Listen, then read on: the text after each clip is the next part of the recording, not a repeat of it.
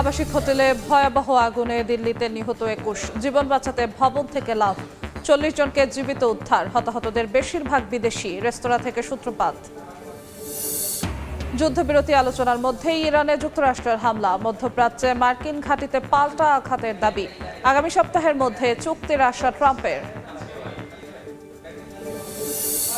লেবাননের দক্ষিণে হামলা অব্যাহত থাকলেও বৈরুতে অভিযান চালাবে না ইসরায়েল, ট্রাম্প ঘোষিত সমঝোতার পর বিরতি, গাজায় দখলদারদের আক্রমণে নিহত ৩। এবং বাংলাদেশ সহ ৬০ দেশের ওপর নতুন শুল্ক আরোপের পরিকল্পনা ট্রাম্প প্রশাসনের, জোরপূর্বক শ্রমে তৈরি পণ্য আমদানি করার অভিযোগ, আগামী মাসে প্রস্তাবের ওপর জনশুনানি।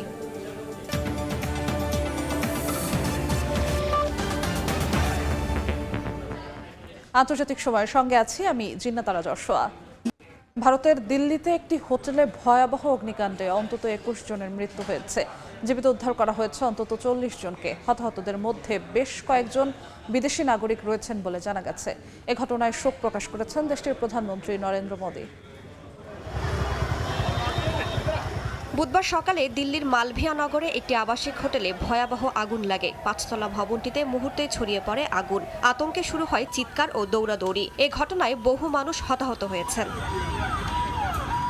স্থানীয়দের তথ্য মতে প্রাণ বাঁচাতে অনেকে ভবনের জানালা দিয়ে লাফিয়ে পড়েন। ঘটনাস্থলে প্রায় ৪০ জন অবস্থান করছিলেন বলে জানা গেছে, যাদের মধ্যে বিদেশি নাগরিকরাও ছিলেন। অনেকে চিকিৎসার জন্য ভারতে এসেছিলেন।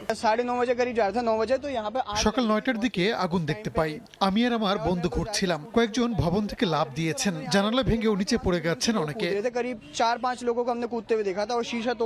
খবর পেয়ে দমকল বাহিনীর একাধিক ইউনিট দ্রুত ঘটনাস্থলে পৌঁছে উদ্ধার অভিযান শুরু করে। এ সময় কয়েকজনকে জীবিত উদ্ধার করা হয়। আগুন লাগার কারণ এখনো নিশ্চিত নয়। মিকাসা ইন হোটেলের বেসমেন্টে অবস্থিত একটি রেস্তোরাঁ থেকে আগুনের সূত্রপাত বলে জানিয়েছেন দমকল কর্মীরা। আগুন লাগার সময় অনেকেই ঘুমিয়েছিলেন বলে জানা গেছে। এ ঘটনায় শোক জানিয়েছেন ভারতের প্রধানমন্ত্রী নরেন্দ্র মোদী। নিহতদের ২ লাখ ও আহতদের ৫০,০০০ রুপি করে আর্থিক ক্ষতিপূরণের আশ্বাস দিয়েছেন তিনি। রাইসা জান্নাত, সময় সংবাদ। যুদ্ধবিরতির আলোচনার মধ্যেই পাল্টাপাল্টি হামলার দাবি করেছে ইরান যুক্তরাষ্ট্র। বুধবার ইরানের কেশম দ্বীপে আক্রমণ চালায় মার্কিন বাহিনী। জবাবে বাহরাইনে মার্কিন নৌবাহিনীর ৫ম নৌবহরের সদর দপ্তর এবং কুয়েতের সামরিক ঘাঁটিতে আঘাতের দাবি করেছে আইআরজিসি। হামলায় কুয়েত আন্তর্জাতিক বিমানবন্দর ক্ষতিগ্রস্ত হয়েছে, আহত হয়েছেন কয়েকজন। এদিকে আগামী সপ্তাহের মধ্যে ইরানের সঙ্গে চুক্তি নিয়ে আশা প্রকাশ করেছেন ডোনাল্ড ট্রাম্প।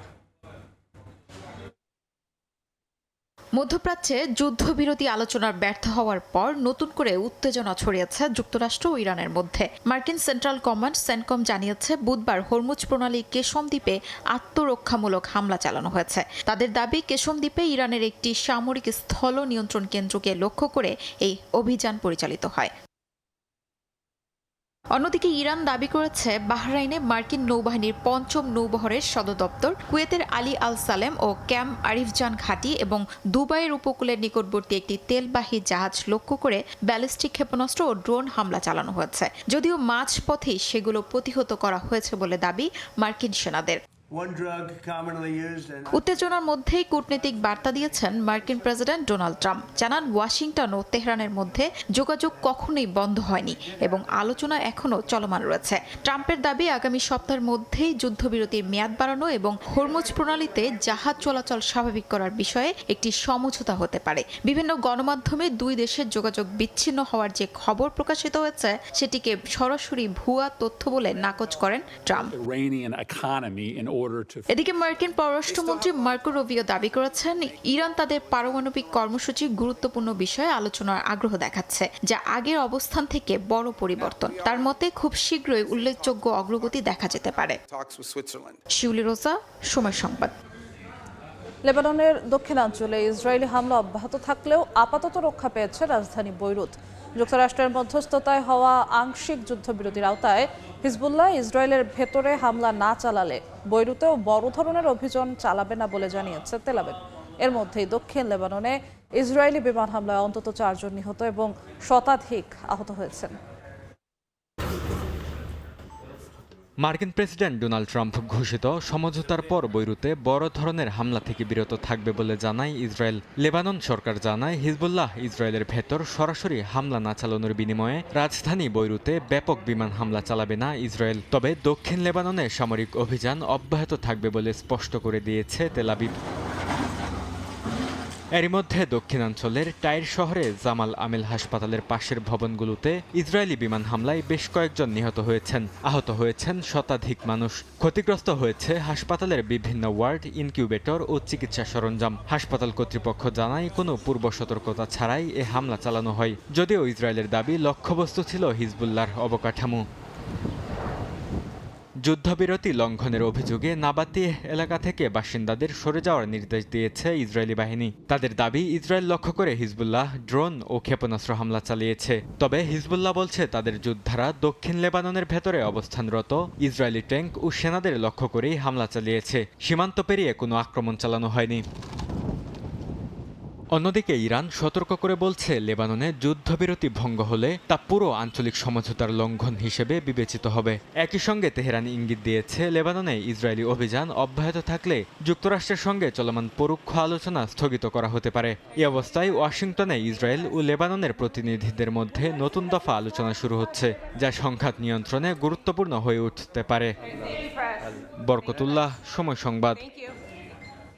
গাজার বিভিন্ন স্থানে ইসরায়েলি হামলায় অন্তত ৩ জন নিহত হয়েছেন, আহত হয়েছেন আরও অনেকে। উপত্যকার দেইর আল বালা এলাকায় একটি গাড়ি লক্ষ্য করে বিমান হামলা চালায় নেতানিয়াহু বাহিনী। এতে আশেপাশের বাসিন্দাদের মাঝে আতঙ্ক ছড়িয়ে পড়ে।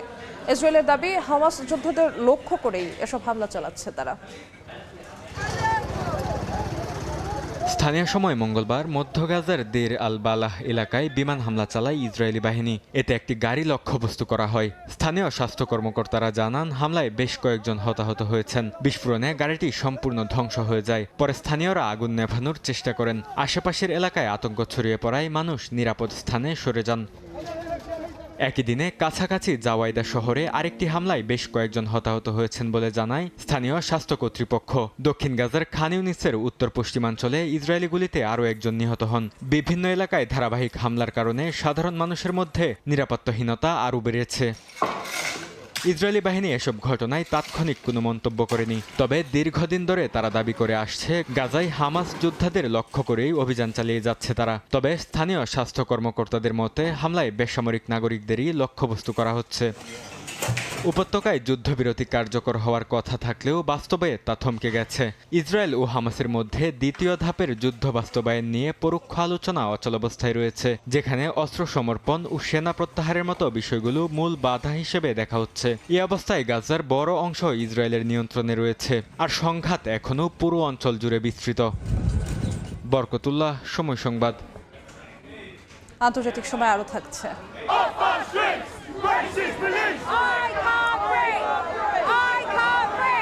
বাংলাদেশ সহ ৬০ দেশের ওপর নতুন শুল্ক আরোপের পরিকল্পনা করছে ট্রাম্প প্রশাসন। জোরপূর্বক শ্রমে তৈরি পণ্য আমদানি করার অভিযোগে দেশগুলোর ওপর ১০ থেকে ১২.৫% পর্যন্ত অতিরিক্ত শুল্ক আরোপ করা হতে পারে। মার্কিন বাণিজ্য দফতরের একটি তদন্ত রিপোর্টের পর এই সিদ্ধান্ত নেওয়া হয়েছে। এটি কার্যকর হলে যুক্তরাষ্ট্রের বাজারে বাংলাদেশি পণ্য রফতানিতে শুল্ক ২৯% গিয়ে দাঁড়াবে। জোরপূর্বক শ্রমের বিরুদ্ধে ব্যবস্থা নিতে ব্যর্থ হওয়ার অভিযোগে প্রধান বাণিজ্যিক অংশীদারদের ওপর অতিরিক্ত শুল্ক আরোপের প্রস্তাব করেছে যুক্তরাষ্ট্র। দেশটির বাণিজ্য প্রতিনিধি বা ইউএসটিআর প্রকাশিত এক প্রতিবেদনে বলা হয়, জোরপূর্বক শ্রমের তৈরি পণ্য আমদানি নিষিদ্ধের নিয়ম ঠিকমতো কার্যকর না করায় কানাডা, মেক্সিকো, যুক্তরাজ্য, বাংলাদেশ সহ ৪৫টি দেশকে ১০% অতিরিক্ত শুল্কের মুখোমুখি হতে হবে। অন্যদিকে চীন, জাপান, ভারত, দক্ষিণ কোরিয়া, ব্রাজিল এবং সুইজারল্যান্ড সহ বেশ কিছু দেশের ওপর ১২.৫% অতিরিক্ত শুল্ক আরোপের প্রস্তাব করা হয়েছে। তবে এই শুল্কের আওতামুক্ত থাকবে বেশ কিছু জরুরি পণ্য, যার মধ্যে রয়েছে জ্বালানি, রেয়ার আর্থ এবং নির্দিষ্ট কিছু ধাতু, গরুর মাংস, কফি, ফলমূল ও শাকসবজি, ওষুধ, অর্গানিক কেমিক্যাল এবং উড়োজাহাজের যন্ত্রাংশ। প্রস্তাবিত এই শুল্কের বিষয়ে আগামী ৬ জুলাই পর্যন্ত জনসাধারণের মতামত গ্রহণ করা হবে এবং ৭ জুলাই একটি পাবলিক হিয়ারিং বা গণশুনানির দিন ধার্য করা হয়েছে। বিশ্লেষকরা বলছেন এই আইনি পথ ব্যবহারের মাধ্যমে সুপ্রিম কোর্টের বেঁধে দেওয়া শুল্কের সীমাবদ্ধতা এড়াতে পারবেন প্রেসিডেন্ট ডোনাল্ড ট্রাম্প। তবে এই নতুন শুল্ক এখনই কার্যকর হচ্ছে না। এটি আপাতত জনসাধারণের মতামত এবং পর্যালোচনার জন্য উন্মুক্ত থাকবে। ইউএসটিআর এর সংজ্ঞা অনুযায়ী কোনো ব্যক্তিকে শাস্তির ভয় দেখিয়ে বা জোর খাটিয়ে তার ইচ্ছার বিরুদ্ধে কাজ করানোই হল জোরপূর্বক শ্রম। শেখ সাদি মারজান, সময় সংবাদ। ইউক্রেনে নতুন করে ক্ষেপণাস্ত্র ও ড্রোন হামলা চালিয়েছে রাশিয়া। এতে রাজধানী কিয়েভ সহ বিভিন্ন শহরে এক রাতেই প্রাণ গেছে অন্তত 22 জনের। আহত হয়েছেন শতাধিক বাসিন্দা। শিশু ও নারী সহ বেসামরিক হতাহতের ঘটনায় মস্কোর ওপর আন্তর্জাতিক চাপ বাড়ানোর আহ্বান জানিয়েছেন প্রেসিডেন্ট ভলোদিমির জেলেনস্কি।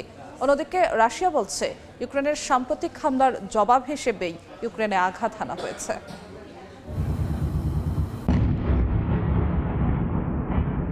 ইউক্রেন জুড়ে একযোগে চালানো রাশিয়ার ক্ষেপণাস্ত্র ও ড্রোন হামলায় সবচেয়ে বেশি ক্ষতিগ্রস্ত হয়েছে মধ্যাঞ্চলের দিনিপ্রু শহর। স্থানীয় কর্মকর্তাদের তথ্য অনুযায়ী ধ্বংসস্তূপ থেকে উদ্ধার করা হয়েছে 8 বছর বয়সী এক শিশুসহ বহু নিহতের মরদেহ। শহরটির একটি আবাসিক ভবনের বড় অংশ সম্পূর্ণ ধসে পড়ে।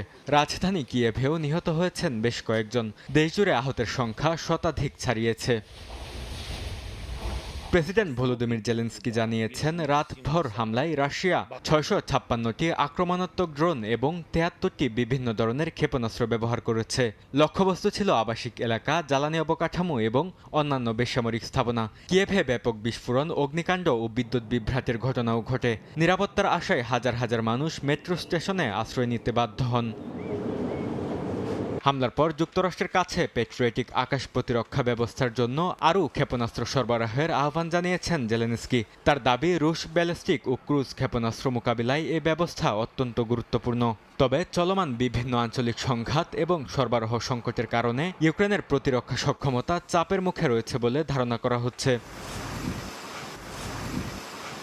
অন্যদিকে রাশিয়ার প্রতিরক্ষা মন্ত্রণালয় দাবি করেছে ইউক্রেনের সাম্প্রতিক হামলার প্রতিক্রিয়া হিসেবেই এই অভিযান চালানো হয়েছে এবং সব নির্ধারিত লক্ষ্যবস্তুতে সফলভাবে আঘাত হানা হয়েছে। ক্রেমলিনের মুখপাত্র দিমিত্রি পেসকভ বলছেন ইউক্রেনের সামরিক অবকাঠামোর বিরুদ্ধে পদ্ধতিগত হামলা অব্যাহত থাকবে।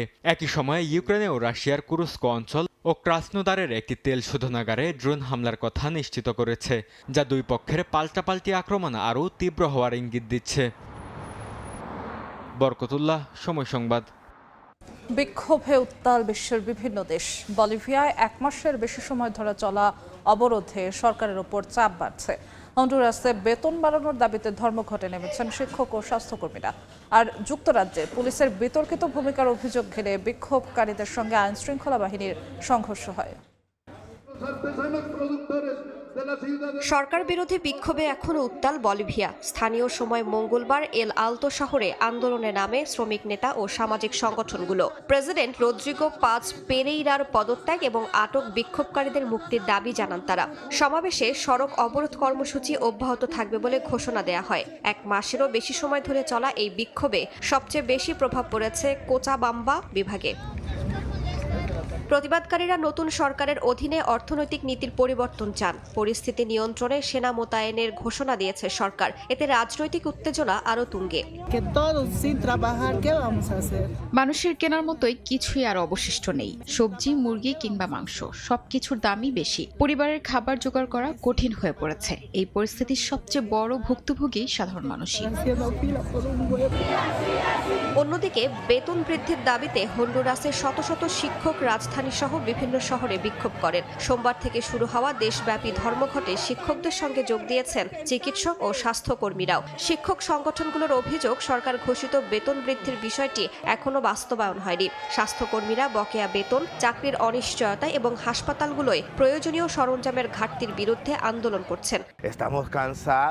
আগের সরকারগুলোর সময়ে আমাদের রাস্তায় নামতে হয়নি, কারণ তখন আমাদের দাবি দেওয়া গুরুত্বের সঙ্গে বিবেচনা করা হতো এবং জাতীয় শিক্ষক সমাজের জন্য নির্ধারিত বাজেট বরাদ্দ নিশ্চিত করা হয়েছিল।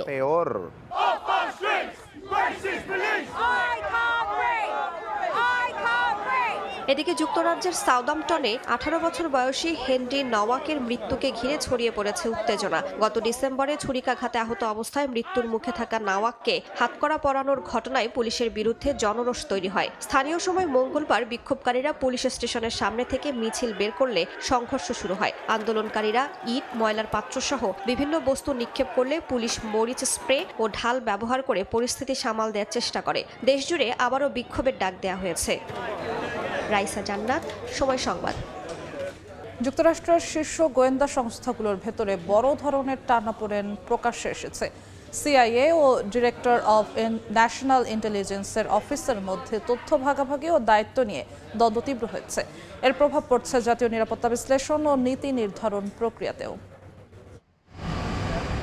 যুক্তরাষ্ট্রের সেন্ট্রাল ইন্টেলিজেন্স এজেন্সি ও office of the director of national ইন্টেলিজেন্সের মধ্যে দীর্ঘদিন ধরে চলা বিরোধ এখন প্রকাশ্য রূপ নিয়েছে। বিশেষ করে ইরান যুদ্ধ সহ গুরুত্বপূর্ণ নিরাপত্তা ইস্যুতে বিশ্লেষণী প্রতিবেদন তৈরিতে সিআইএ এর অংশগ্রহণ কমেছে বলে অভিযোগ রয়েছে। এতে গোটা গোয়েন্দা কাঠামোর সমন্বয় নিয়ে প্রশ্ন উঠছে।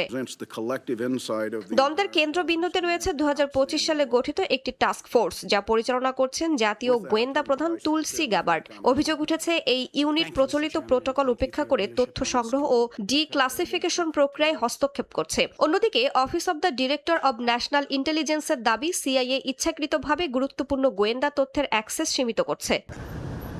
এই টানাপোড়েনের প্রভাব পড়েছে ন্যাশনাল ইন্টেলিজেন্স কাউন্সিলের রিপোর্ট তৈরিতেও, যা যুক্তরাষ্ট্রের প্রেসিডেন্টের দৈনিক গোয়েন্দা ব্রিফিং এর গুরুত্বপূর্ণ অংশ। সিআইএ এক পর্যায়ে এসব রিপোর্ট প্রকাশের প্ল্যাটফর্ম থেকেও সরে দাঁড়ায় বলে জানা গেছে, যদিও পরে তা সাময়িক প্রসেসিং ইস্যু বলে ব্যাখ্যা করা হয়। এদিকে দুই সংস্থার এই অভ্যন্তরীণ বিভাজনকে 9/11 পরবর্তী গোয়েন্দা সংস্কারের কার্যকারিতা নিয়েও নতুন করে প্রশ্নের মুখে ফেলেছে বলে মনে করছেন সাবেক কর্মকর্তারা। একই সঙ্গে অভিযোগ উঠেছে রাজনৈতিক প্রভাব, অভ্যন্তরীণ তদন্ত ও নিরাপত্তা ক্লিয়ারেন্স বাতিলের ঘটনাগুলো গোয়েন্দা সম্প্রদায়ের ভেতরে আস্থার সংকট আরও গভীর করেছে। বিষয়টি এখন স্বাধীন তদন্ত সংস্থার নজরদারিতে রয়েছে। রাইসা জান্নাত, সময় সংবাদ। ইবোলা আতঙ্কে বন্ধ করে দেয়া গ্যাভি ভ্যাকসিন জোটে পুনরায় যুক্ত হওয়ার সিদ্ধান্ত নিয়েছে যুক্তরাষ্ট্র। আফ্রিকার কয়েকটি দেশে ইবোলা প্রাদুর্ভাব বেড়ে যাওয়ার প্রেক্ষাপটে এই সিদ্ধান্ত নেওয়া হয়েছে বলে জানান মার্কিন পররাষ্ট্রমন্ত্রী মার্কো রুবিও। এদিকে কঙ্গোর পরিস্থিতিকে নিয়ন্ত্রণের বাইরে যাওয়ার ঝুঁকিপূর্ণ হিসেবে সতর্ক করেছে বিশ্ব স্বাস্থ্য সংস্থা।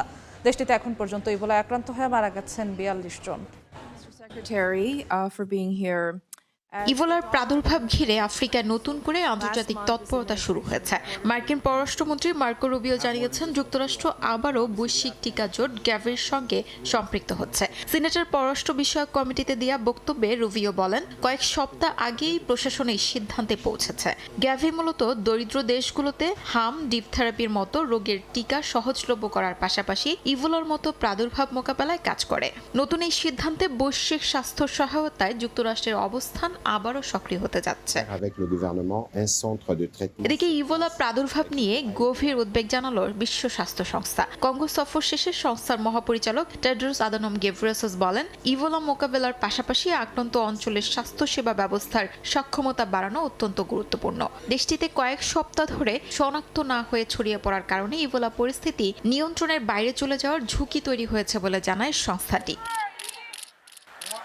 এদিকে পরিস্থিতি মোকাবেলায় কঙ্গোতে চীনের 5 সদস্যের একটি বিশেষজ্ঞ দল পৌঁছেছে। তারা স্থানীয় স্বাস্থ্য কর্তৃপক্ষের সঙ্গে সরাসরি কাজ করবেন। তাদের মূল লক্ষ্য সংক্রমণ নিয়ন্ত্রণ, রোগ শনাক্তকরণ এবং প্রতিরোধ ব্যবস্থা শক্তিশালী করা।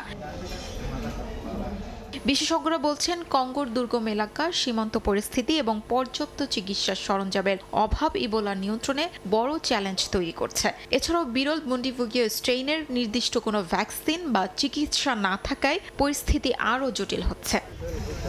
শিউলি রোসা, সময় সংবাদ। প্রবল বর্ষণ আর ঝড়ো হাওয়ায় বিপর্যস্ত জাপানের রাজধানী টোকিও। ঝড় জাংভির প্রভাবে শহরের কয়েকটি নদী উপচে পড়েছে। বাতিল হয়েছে শত শত ফ্লাইট। বুধবার সকালে টোকিও জুড়ে শুরু হয় মুষলধারে বৃষ্টি। অতিবৃষ্টির কারণে রাজধানীর কেন্দ্রীয় অংশ দিয়ে প্রবাহিত মেগুরো নদীসহ কয়েকটি নদীর পানি বিপদসীমা অতিক্রম করে উপচে পড়ে। প্রতিকূল আবহাওয়ার কারণে টোকিওর হানেদা ও নারিতা বিমানবন্দরে প্রায় 700টি অভ্যন্তরীণ ও আন্তর্জাতিক ফ্লাইট বাতিল করা হয়েছে। ঝড়টির প্রভাবে দেশটির বিভিন্ন অঞ্চলে যান চলাচল ব্যাহত হচ্ছে। জনজীবনে দেখা দিয়েছে চরম বিপর্যয়। পরিস্থিতির অবনতির আশঙ্কায় কিছু এলাকায় জারি করা হয়েছে সতর্কতা। চীনের অবকাঠামো উন্নয়নে নতুন মাইলফলক হিসেবে চালু হয়েছে পিংলু খালের পানি ভরাট কার্যক্রম। বুধবার খালে পূর্ণ মাত্রায় পানি ভরাট সম্পন্ন হয়েছে এবং মাদাও ও কিশি ন্যাভিগেশন হাবগুলোতেও পানি প্রবেশ করানো হয়েছে। এর মধ্য দিয়ে খালটি আনুষ্ঠানিকভাবে পানি পরীক্ষার পর্যায়ে প্রবেশ করেছে। চলতি বছরের সেপ্টেম্বরের মধ্যে পুরোপুরি চালুর পরিকল্পনা রয়েছে। এই প্রকল্পটি new international land sea trade করিডোরের একটি গুরুত্বপূর্ণ অংশ, যা দক্ষিণ পশ্চিম চীনের জন্য সরাসরি সমুদ্রপথের সংযোগ তৈরি করছে। খালটি সম্পূর্ণ চালু হলে গুয়াংসি ও আশেপাশের অঞ্চলের কার্গো জাহাজগুলোর যাত্রাপথ 560 কিলোমিটারেরও বেশি কমে যাবে। ফলে সময়, জ্বালানি ও পরিবহন খরচ উল্লেখযোগ্যভাবে হ্রাস পাবে। দক্ষিণ কোরিয়ায় শুরু হয়েছে স্থানীয় নির্বাচন। প্রেসিডেন্ট লি জে মিউং এর ক্ষমতাসীন ডেমোক্রেটিক পার্টির জন্য গুরুত্বপূর্ণ রাজনৈতিক পরীক্ষায় পরিণত হয়েছে। গত বছর আকস্মিক প্রেসিডেন্ট নির্বাচনে জয়ের পর এটি দেশ জুড়ে প্রথম বড় ভোট। এই নির্বাচনে 16টি শহর ও প্রদেশে মেয়র, গভর্নর এবং শিক্ষা সুপারিনটেন্ডেন্ট নির্বাচন করা হচ্ছে। ভোটকে দেখা হচ্ছে প্রেসিডেন্ট লির প্রথম বছরের শাসনকাল এবং বিরোধী রক্ষণশীল পিপল পাওয়ার পার্টির পুনরুদ্ধার সক্ষমতার একটি বড় মূল্যায়ন হিসেবে। এক্সিট পোল প্রকাশ করা হবে স্থানীয় সময় সন্ধ্যা 6টায়, আর চূড়ান্ত ফলাফল ঘোষণা করা হতে পারে বৃহস্পতিবার সকালে। জাপানের উত্তর পূর্বাঞ্চলে ভালুকের হামলায় অন্তত 4 জন আহত হয়েছে। এ ঘটনায় আতঙ্ক ছড়িয়ে পড়েছে। মঙ্গলবার ফুকুশিমার একটি স্টিল কারখানা ও আশেপাশের এলাকায় এশীয় ব্ল্যাক বিয়ার হঠাৎ ঢুকে পড়ে এক শ্রমিককে ধাওয়া করে মাটিতে ফেলে দেয়। প্রবেশপথের কাছে এক কর্মীকে আক্রমণ করে ভেতরে ঢুকে পড়ে প্রাণীটি। এরপর একটি জিপ দিয়ে ধাওয়া করার চেষ্টা করা হলেও পরিস্থিতি নিয়ন্ত্রণে আসেনি। একই কারখানা প্রাঙ্গণে 60-এর বেশি বয়সী আরও এক কর্মী এবং আশেপাশের এলাকায় 80 বছর বয়সী এক নারীও আহত হন। পরে ভালুকটি আরেকটি কারখানায় ঢুকে সেখানে এক কর্মীকে আক্রমণ করে। প্রাণীটি এখনও ওই কারখানার ভেতরে অবস্থান করছে বলে ধারণা করা হচ্ছে। পরিস্থিতি নিয়ন্ত্রণে পুলিশ ভালুকটিকে গুলি করার অনুমতি দিয়েছে। বন্ধ রাখা হয়েছে আশেপাশের স্কুল, পাশাপাশি সংশ্লিষ্ট কারখানাগুলোর কার্যক্রম সাময়িকভাবে স্থগিত করা হয়েছে।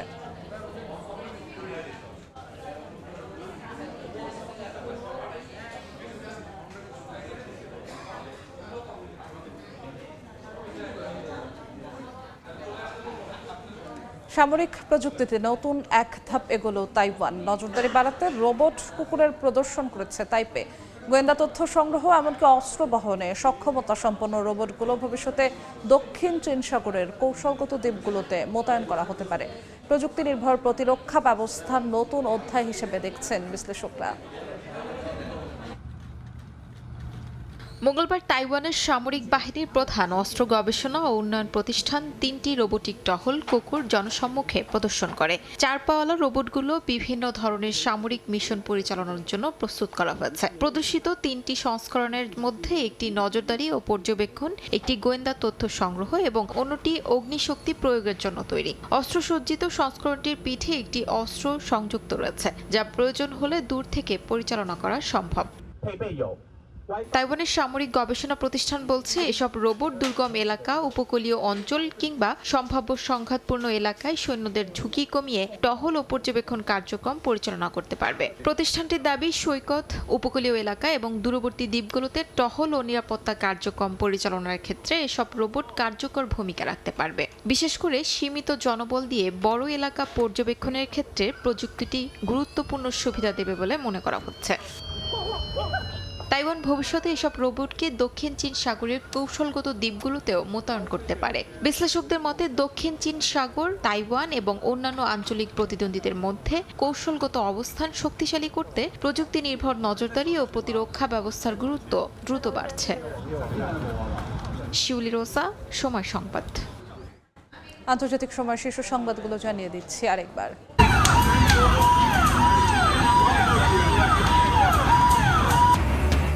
আবাসিক হোটেলে ভয়াবহ আগুনে দিল্লিতে নিহত 21, জীবন বাঁচাতে ভবন থেকে লাফ, 40 জনকে জীবিত উদ্ধার, হতাহতদের বেশিরভাগ বিদেশি, রেস্তোরাঁ থেকে সূত্রপাত। যুদ্ধবিরতি আলোচনার মধ্যে ইরানে যুক্তরাষ্ট্রের হামলা, মধ্যপ্রাচ্যে মার্কিন ঘাঁটিতে পাল্টা আঘাতের দাবি, আগামী সপ্তাহের মধ্যে চুক্তির আশা ট্রাম্পের। এবং বাংলাদেশ সহ 60 দেশের ওপর নতুন শুল্ক আরোপের পরিকল্পনা ট্রাম্প প্রশাসনের, জোরপূর্বক শ্রমে তৈরি পণ্য আমদানি করার অভিযোগ, আগামী মাসে প্রস্তাবের ওপর জনশুনানি।